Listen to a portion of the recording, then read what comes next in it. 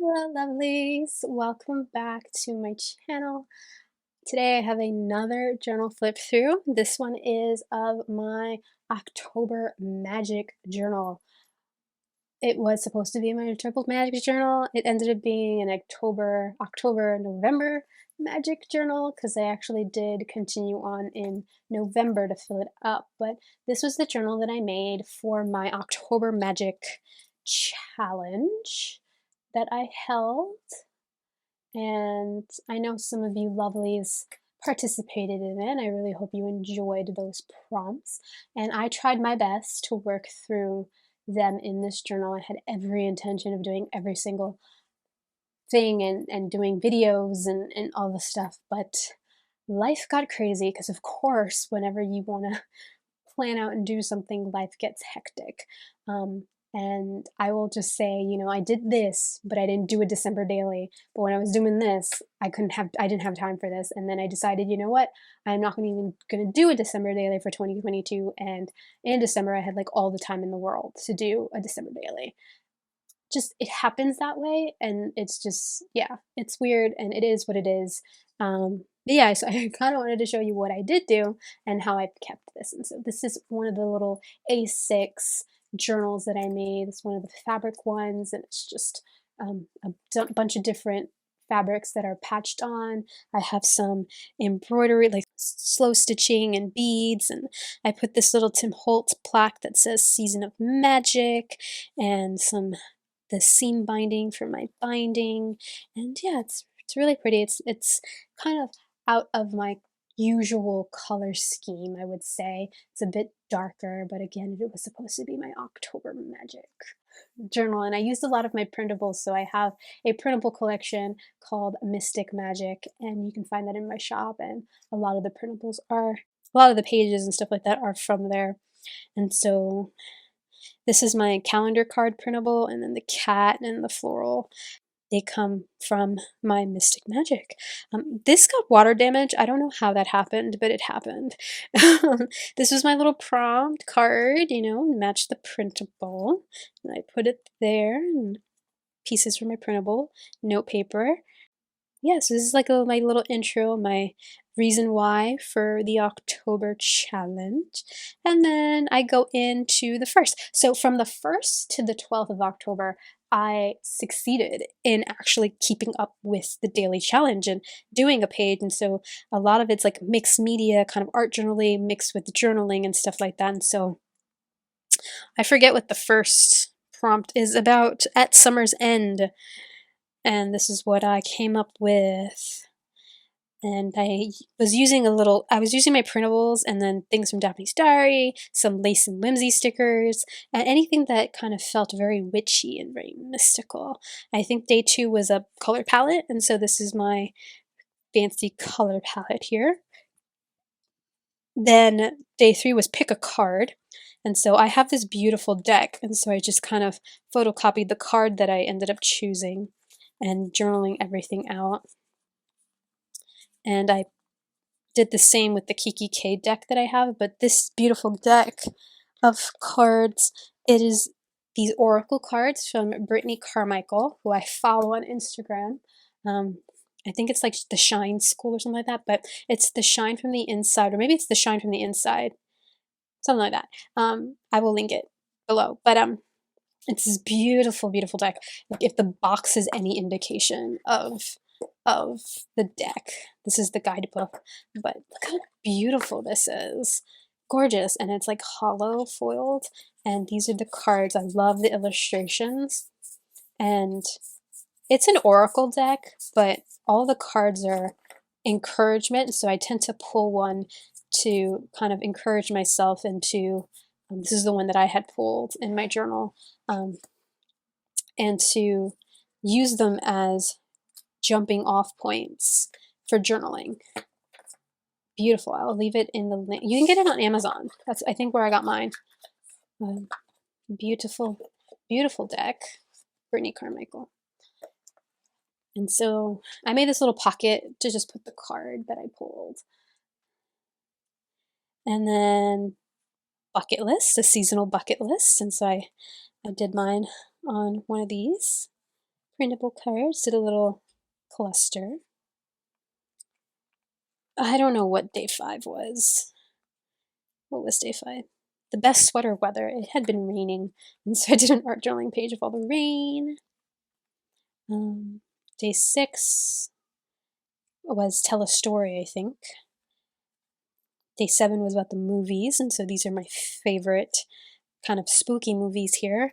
My all-time favorite movie to watch, well, in October, but just like as a pick-me-up, is Stardust. It is my absolute favorite. I actually read the book this October as well. My first time ever reading the book. The movie is a little different. No, actually, yeah, it's a little different than the book. I felt the movie was better. It was better paced than the book. The book was kind of a little slow in the beginning. I love the film. The film was great. I enjoyed the book too. Practical Magic is my all-time favorite, like, witchy movie.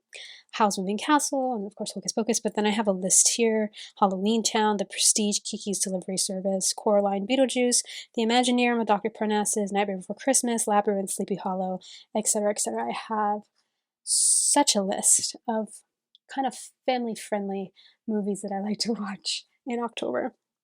But that was the prompt. The prompt was spooky flicks. Autumn outfit was for this one, and I did this little art journaling inspired page. This one was full moon, and so on the 9th of October, there was a full moon in Aries.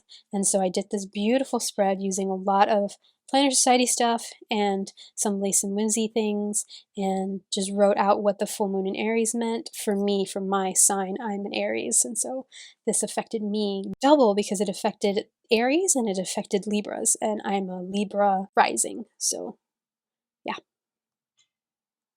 Sweet treats, just a simple list.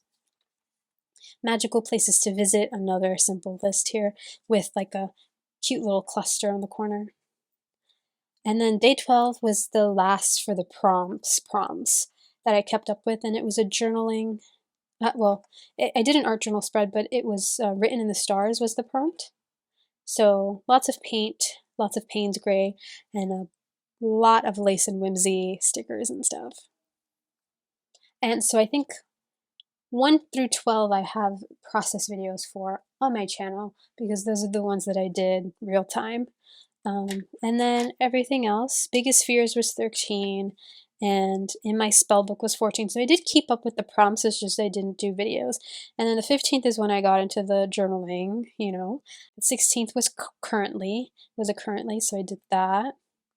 The 17th was spooky reads or scary stories, and so I kind of documented kind of not Halloween-y books, but like witchy books, magical books, spooky reads, and I ended up reading these. Old Magic was one of my favorite as a kid by Marianne Curley. She's an Australian writer, and so it takes place in Australia. One of my favorites. This was one of my favorite books as a teenager, and I just pull it out again. It's about magic. It's about witches, and love it, love it. Again, Stardust. I read that for the first time. The Night Circus. If you haven't read this book yet, by Erin Morgenstern, it is amazing. It is amazing. Oh, it's such a good book. It's such a good book. And then The Collection of Dying Breaths was another book that I wanted to read that I didn't get to read. So I haven't read that yet, but I put it on the list. And then, of course, some of my favorites, Harry Potter and the Sorcerer's Stone. It's one of my favorites. The first Harry Potter book. My favorite Harry Potter book is actually Prisoner of Azkaban, but Sorcerer's Stone just felt better for the season. And then Howl's Moving Castle. I love the movie. The book is great too, though. So just a small list of scary stories, things that you can read. I did also wanted to read Ray Bradbury's Something Wicked This Way Comes, but I didn't get to do that one either. So maybe next year that will be on an October reading list. But yeah, those are the books. This was supposed to be a mixtape, but I never actually wrote down the mixtape that I was listening to. Let's see what else here. And then this is kind of when I fell off the bandwagon, and I was going to do something for, I think 20 was cozy or something like that. And then didn't do 21. October 22nd, I met up with my friend Andy, She is my best childhood friend, known her since I was 10, and we were celebrating her birthday. Her birthday was a few days before the 22nd, but this was the Saturday, and so we went to Yoseka. So we live in New York City, and there is a stationery store that my friend did not know that was in Brooklyn. I didn't know it was in Brooklyn either. I know they have a YouTube channel because I watched a bunch of them for fountain pens. Didn't know it was in Brooklyn. It was in Brooklyn, so she wanted to do that. She wanted to go to Industry City to go to the Daiso, which is also in Brooklyn. And so we decided to make a day of it, even though they're both in Brooklyn. They're like in complete opposite ends of Brooklyn. And so it was a journey. It was an all day thing, really. It took us like an hour and something just to get from one to the next, but it was fun. My Daiso receipt. This is, I bought a TWSBI fountain pen, so this was part of the packaging. I made it into a pocket. This was packaging from a sticker sheet pack that I bought at Daiso that I love the background, so I did my journaling here. And then I swatched all of my fountain pens. And so I have a total of 6 fountain pens. I not quite fountain pen crazy because it is a very, very expensive hobby, but I do have a few.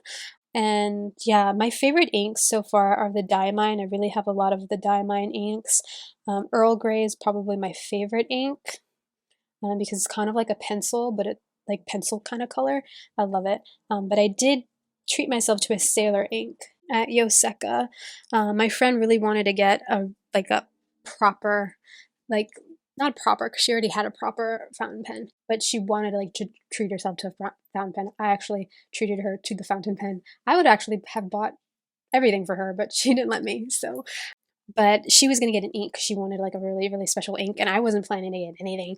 But she was swatching these Sailor inks that like they're kind of two-tony, and I was like, oh my god, they're like really, really pretty. And I'm like, oh my god, I gotta get me an ink. So I ended up buying one too, and the TWSBI Echo. So I'm just gonna just get my fountain pen out here.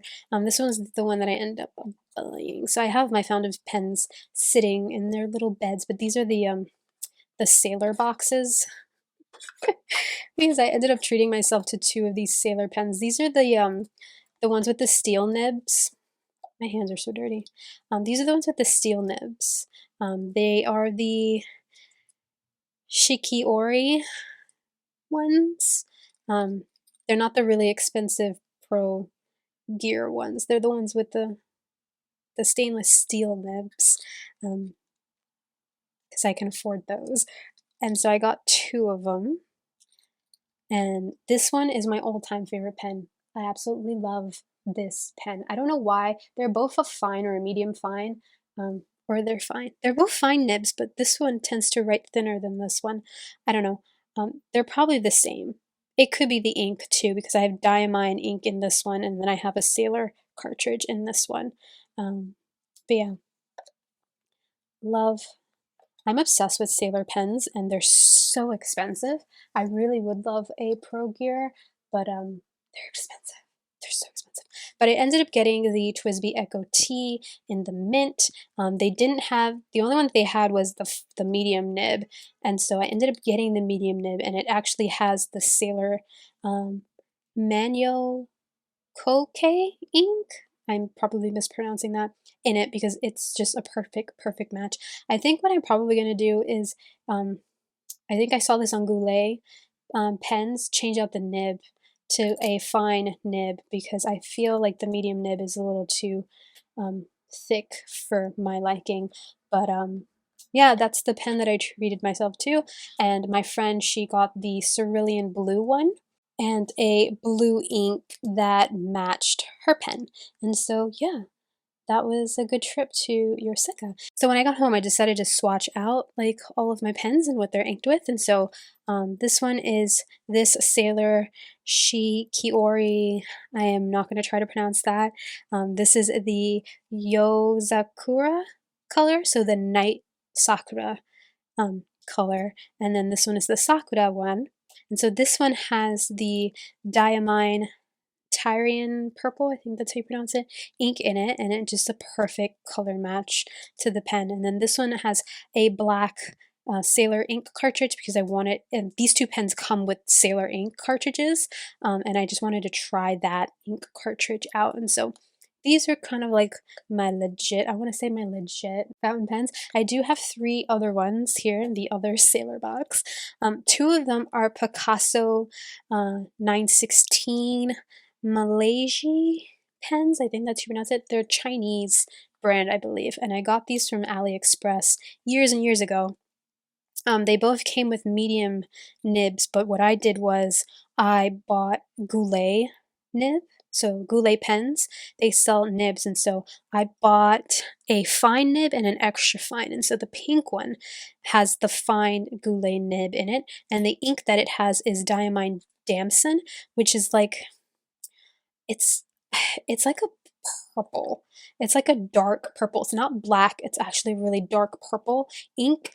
So I have that one inked there. And then this one is the white Picasso with the extra fine Goulet nib.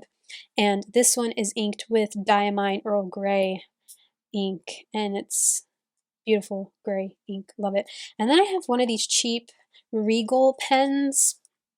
Mine tends to leak, so I'm not sure if it's still inked. It probably isn't, but at the time it was inked with Diamine, the Aurora Borealis ink, which is also a perfect kind of match to it. This one is a medium nib, and it is the Regal 117 Alice pen, and for some reason mine kind of leaks a little bit there. And so I know what I can probably do is change out the nib piece, this whole nib piece, and put something else. Oh, it is still kind of inked. Um, but yeah, so that is that one. It's a $20 pen, like, it's just, it's not really, you know, fancy. And then these, I got these from AliExpress and I only paid $10 for each of them. These are actually a really good pen. The nibs that they came with, the medium nibs, are really, they're just stainless steel nibs. They're really good. It's just the medium one was a little too thick for me, and I prefer the extra fine Goulet nib.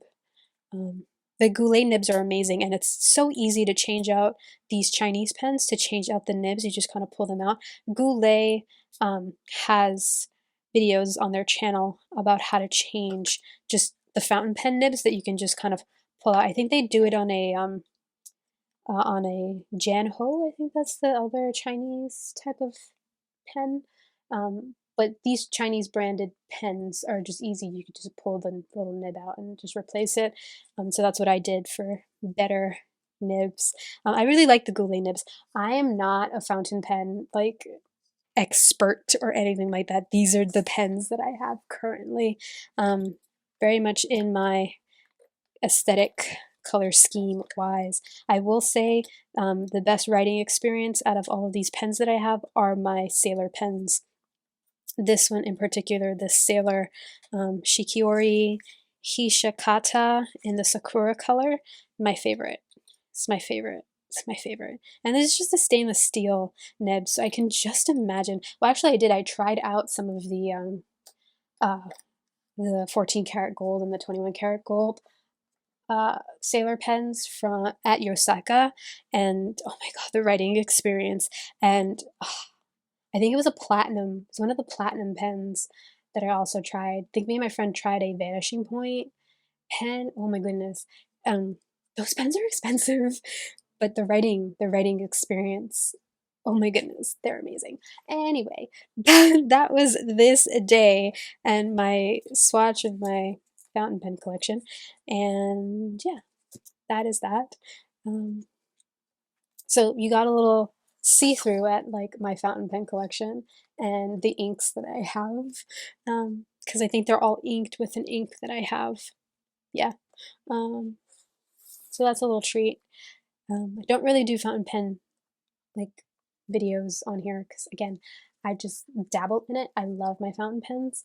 I'm just not expert in them at all. But yeah, then this was a day and I never actually filled it out. This was another day that I never like finished the collage.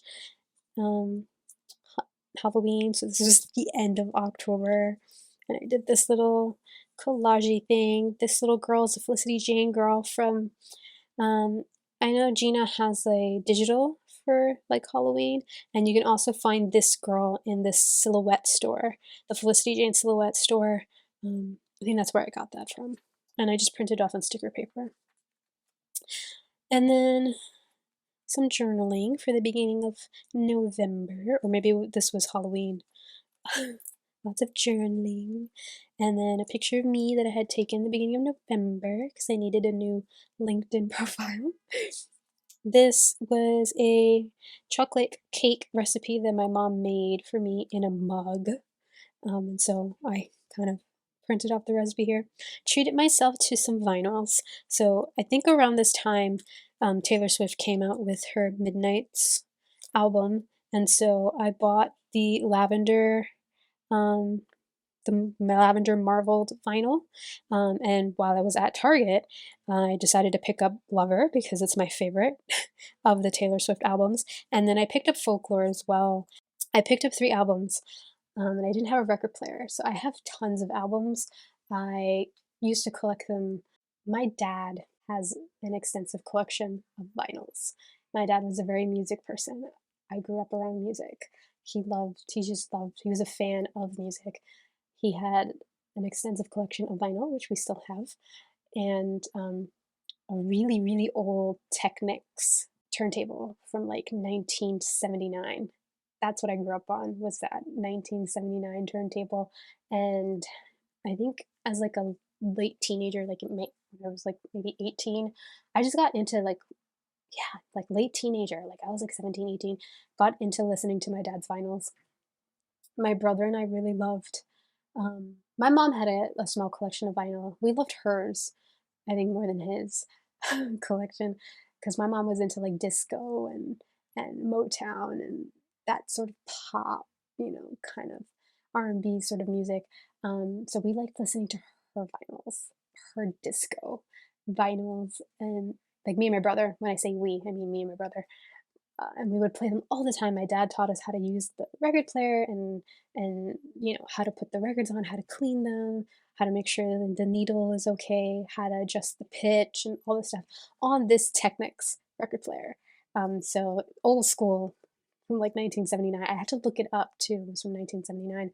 Um, so many 45s. Like my mom had so many 45s, and all this stuff. And so I had started collecting my own. Like I loved my dad's Beatles albums. I was a huge Beatles fan. My dad was a huge Beatles fan. So I started listening to his, and then I bought my first ever vinyl record. There's a lot of street fairs that used to happen. I don't know if they still happen, because of COVID and everything like that. I'm not sure if they still happen, but on Broadway from like 86th Street or like 80 something street and up, in the summer there used to be this giant street fair, and there used to be this guy who sold vinyls. He sold used vinyls, vinyls, and I picked up my first ever vinyl from him, and it was U2's Boy, their first ever album that they ever came out with. At this point I wasn't a U2 fan. Like what I knew of U2 was, Beautiful Day and Vertigo, because those are the albums, those were the records that came out when I was in high school, and U2 kind of blew up at that time. When I was in high school, they did the Super Bowl halftime show, and like that's what I know of U2, right? And I'm just like, oh, I kind of like U2, I like that, and I just saw this album, um, and this white album, and so I bought it. It was like $5 or whatever, and I played it.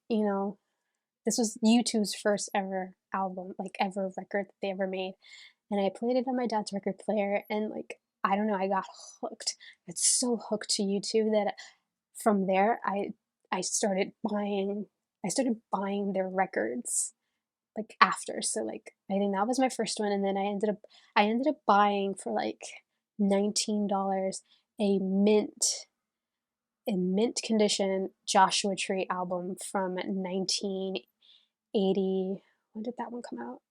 1987. Um, wasn't mint. It's not mint condition anymore because I've listened to it. But yeah, 19 bucks on eBay, and I started listening. Oh my god, I love Joshua Tree. And then I bought War. I bought The Unforgettable Fire. I bought October. I basically have every YouTube album from their first record all the way up until I think Joshua Tree. So it's all the 80s. I have all their 80s albums. Um, I don't have anything past Joshua Tree, and I think it was because at that time it was very hard to find them um, on vinyl without paying like hundreds of dollars for them. So I started buying other artists' albums. I ended up buying Crimes of Passion. I think that's what the album is called, by Pat Benatar.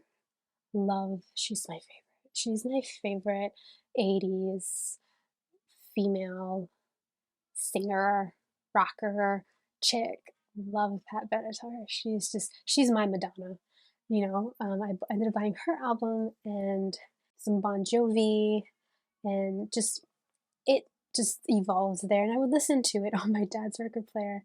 My friend gifted me during the pandemic Amy Winehouse, Back to Black, and Lana Del Rey's Born to Die, because I had found he's very much 100%, like almost every millennial, a Linkin Park fan. And I believe, right, 2019 or was it 2020 when, um, did he? I forget what year. I feel like it was 2019 and not 2020. Well, when Chester, the lead singer of Linkin Park, when he took his own life, and that was like, oh my god, that hurt. It hurt a lot for just the music that they made, and like how much his music helped kids like me and my friends like go through those same things and those same thoughts and stuff like that, and just kind of helped us, and it couldn't help him. It's the whole thing. But I know my friend was really bummed because he never got to see them play and all this stuff. And then pandemic happened and all the things. So I had found two Linkin Park albums, which are really hard to find now on vinyl, without paying tons of money for them because of the fact, right? And I just kind of bought them and just sent them to him, like mailed it to his house, like bought it and like had it shipped to his house without actually telling him what I had gotten.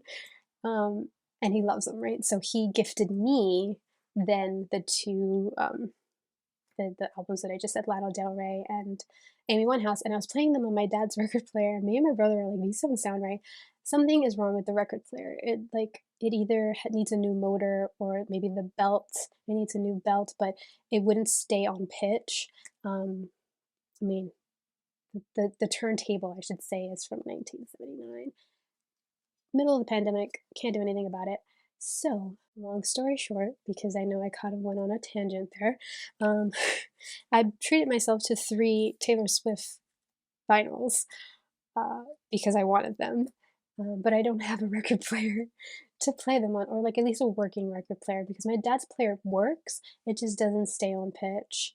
Even if you change it, it just doesn't stay. So we're thinking that it's either the motor or the belt, or we need to find a place that fixes old turntables.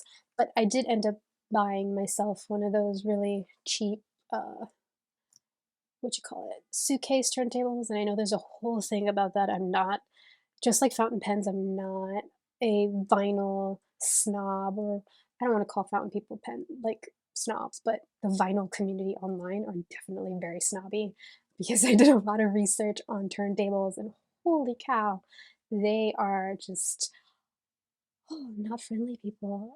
They don't like the cheap suitcase turntables, so like the Victrolas and the Crosleys and things like that. They have like, hoity-toity things to say about them, but those are like the entry level record players, because vinyl turntables are expensive, and you can't expect somebody who's getting into the hobby to dish all that money out on a turntable. And I'm like, no, I'm like, I have a turntable and it's probably way better than any of these new turntables that cost a lot of money, because it's from 1979.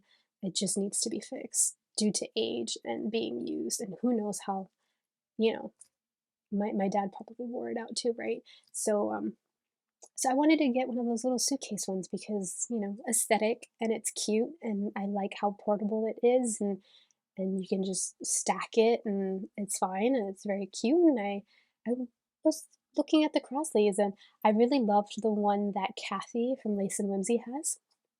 I kind of stalk through her Instagram feed just to find, like, I know she shares it a lot. She has a Crosley. I'm like, oh, she has a Crosley. She has one of the suitcase ones. So I looked into those, and I actually ended up getting a lavender one that was a little like higher end. So like the I forgot what they're called, the cruiser or whatever it's called, the entry level suitcase ones have a different needle and a different cartridge mechanism, and I read up on the difference between a moving magnetic and a ceramic, and how the ceramic ones need more pressure on the record to play than the moving magnetic ones. And I basically did research. You know, I am a four wing five, and I think that is my Enneagram 5 coming out. The fact that I need to do thorough research on things and to like to, I guess, make an informed decision if I'm going to pay money for a product. Everyone kept saying, "Oh, the Crosleys, they damage your records, they damage your records." To be fair, all record players damage your records because the format of vinyl and a needle scratching into the vinyl to play it, like, over time, all record players will wear out your records. Like, it's just high science, right? So not a specific ones, but the argument was the more um, scientific and like constructive argument was that the ceramic arm record players, they add more pressure because they need more pressure to play the vinyl.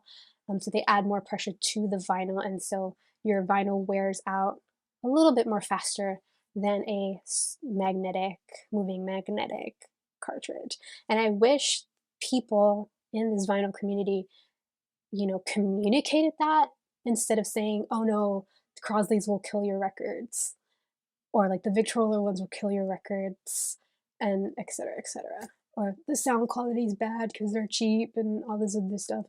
And it's just a lot of hot garbage. And I know I'm ranting again. It's just a lot of hot garbage. That's what I was doing in this time, um, as I was filling up this journal.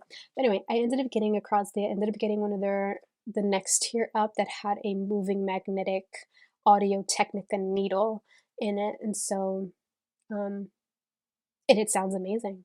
It sounds amazing. The suitcase ones have speakers in them. You can connect the thing to like external speakers, but I wanted like a wall all in one unit just to enjoy my vinyl in my room. Because the way my dad had his turntable set up, like he's set up in this thing with the phono that's separate and the speakers, and I didn't want any of that. I just wanted a all in one thing, and I have this beautiful, beautiful lavender purple suitcase that is a record player, and I've been enjoying playing my records on it. But I ended up buying the Taylor Swift albums before the record player because I bought these albums is why I bought the record player for myself, and it matches so well with my purple Taylor Swift lavender Midnights album. It's so pretty. Anyway, I went on another little tangent here. That's the story for this. I really hope you enjoyed. It's been a while. It's been a while since I filmed a video. I apologize. The 5th, I took myself on a walk because the trees were finally changing in New York City. And so these are just photographs of Central Park that I took on my camera. It was a beautiful, beautiful day. It didn't feel like November 5th. It literally felt like we were in May. It was a beautiful day. And the beautiful changing of the colors. The 6th, some hard journaling, some more hard journaling. And then what else I got? I think that was my last entry. No, I lie. More journaling. On the 9th, more hard journaling here. The 12th, my friend John and I, a we went to go see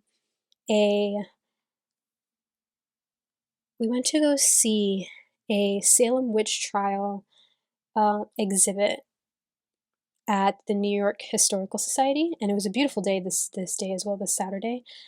So this is us. They had this little thing where you could make your own tarot card, and so my friend decorated and made one, and then we took a picture in front of it, or a lovely guest who I had taken a photo of her in front of the thing.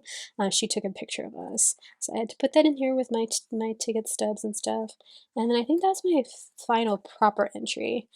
Black Friday, I treated myself to some Free People clothing, and so I have the tags there. And yeah, yeah, that is my final entry. And I know that was long and unnecessary. I hope you enjoyed all of my stories that I shared while sharing this journal. I know I talk a lot. I get a lot of comments on this YouTube channel from people who I know aren't followers. Like, I don't think they follow my channel. I think they just kind of stumble upon my video, and like literally the only thing they can comment on is the fact that I talk too much, and don't show whatever it is that I'm showing. It mostly happens on my planner videos, but I think that's because those type of people are planner people. Again, I'm not saying everyone who's into planners, but there are just some communities online that are nicer than others for whatever reason. Like, the vinyl community online are a bunch of snobs. My opinion, right? My opinion. Not everybody is a snob. Fountain pen people are amazing. I've never encountered a person from the fountain pen community who was rude or unhelpful. Like, oh my god, they're such helpful people, and they're just amazing people. Um, like the art journaling community, beautiful people. They're beautiful souls in the art journaling community. Love it. Scrapbooking community is a mixed bag, I will say. It's a mixed bag. It depends. But the planner community, oh my god, so much drama. There's just drama all over the place in the planner community. I don't know why. I really don't. I don't get it. But yeah. Anyway, before I dig myself into a hole, not saying all planners are drama people who like to cause drama and leave rude comments, but from my experience, that has been the experience that I've had. They're not as inviting, they're not as inclusive, um, as something like my art journaling community. Like, I've never felt so much love from the art journaling community and just the journaling community as a whole, I think. Um, but yeah, it's interesting. It's very interesting how certain online communities for certain hobbies and niche, the feel of it, is different. Is different than other ones. And this is just me and my observations. Everyone has their own opinion, their own experiences within each community. It's just this is what I've noticed, and specifically for my channel, it seems like I always get comments like that, specifically on my planner videos. And I know they're from people who don't follow me because I feel like everyone else likes the sound of my voice, or they like hearing me talk and like share stories and stuff like that. And I so appreciate all of you who just put me on in the background and either do your own crafting or do your own journaling or cook or do whatever it is that you do while you listen to me talk like I am now, because I talk a lot. Anyway, I appreciate you, friends. I really, really do. Thank you so much for being here with me and spending your time listening or watching this video. I really hope you enjoyed a look at my October to November journal from last year, and I really hope you enjoyed listening to my stories. And yeah, thank you so much for always showing up here. And I will see you all in the next video. Yeah, bye, friends.